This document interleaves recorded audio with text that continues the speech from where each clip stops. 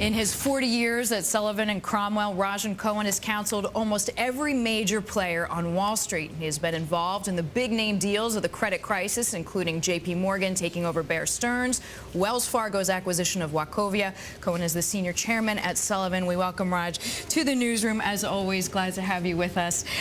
There's a lot of talk about reform on Wall Street these days. Treasury Secretary Tim Geithner, of course, making news earlier this week. We actually have a clip from one thing that the Treasury Secretary mentioned. We are still living with the same financial system that brought us to the edge of collapse. And this success, this initial success of this crisis response, without financial reform, will make future crises more likely. So based on the Treasury Secretary's comments, do you think that Wall Street is resistant to change? I mean, is this why it's becoming sort of the whipping boy of the public?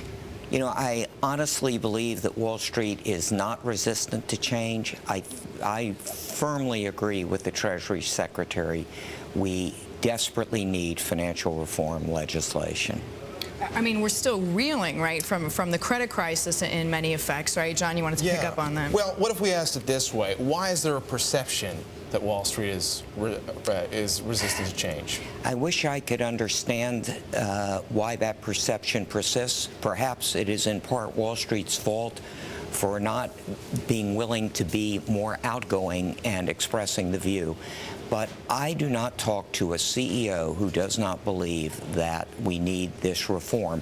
And we need it not merely to prevent future crises, but also to restore confidence to the markets that we have the will and capacity to enact reform. Raj, you talk to tons of people, and it may be one thing to have a theoretical discussion with somebody and they say, sure, we're willing to reform, but do you think at the end of the day, nuts and bolts, they're willing to change and perhaps even take a hit on their business model to do it?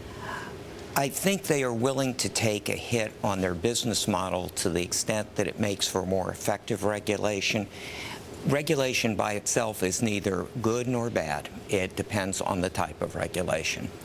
What about the issue of Lehman Brothers? We got that massive examiner's report recently. A lot of people were surprised by it. Anyone and everyone seems to be in there. Even there was an email, I believe, that was sent to you that was in there. I think some people are actually frustrated to see their names associated with that report. What was your reaction to that report, and how does that play into this whole regulation story?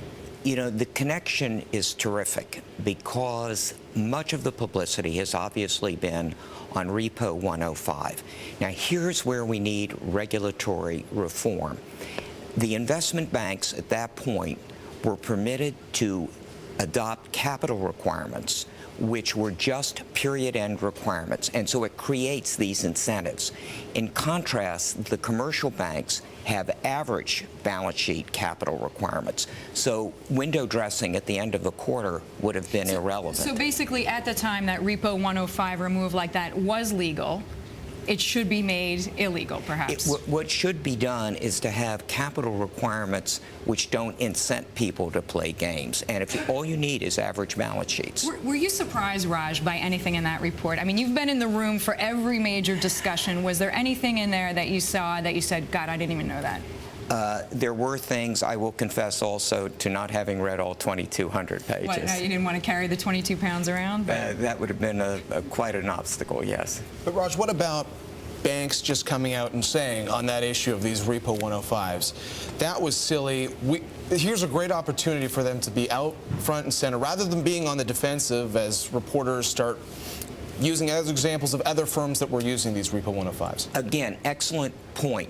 The banks have been under regulatory requirements not to engage in this type of transaction ever since Enron. That there was not to be these window dressing accounting transactions.